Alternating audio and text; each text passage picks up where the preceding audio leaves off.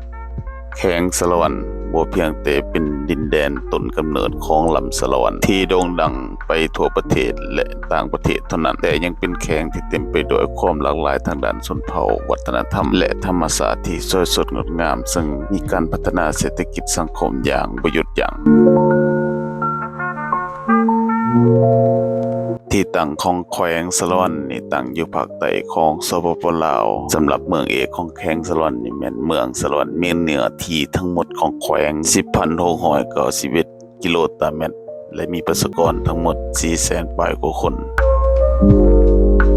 แขวงสารวันมีชายแดนติดกับ3แขวงและ2ประเทศคือทิศเหนือติดกับแขวงสวรรณเขตทิศใต้ติดกับแขวงจำปาสักและแขวงเสกองส่วนทิศตะวันออกติดกับสาธารณรัฐสังคมนิยมเวียดนามและก็ทิศตะวันตกนี่ติดกับราชอาณาจักรไทยแขวงสารวันนี่มี14ชนเผ่าซึ่งมีการดำรงชีวิตอย่างมีความสงบสุขแต่ละชนเผ่านี่มีความเป็นเอกลักษณ์การนุ่งถือหีบของประเพณีซึ่งเป็นเอกลักษณ์ของ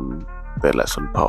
โดยเฉพาะแม่นภาษาปากเว้าขนบธรรมเนียมหีบของประเพณีของเขาเจ้าบ่ว่าจะเป็นชนเผ่าผู้ไทยกะต่างตะโอยกะโตแงะปะโกะสวยและอื่นๆ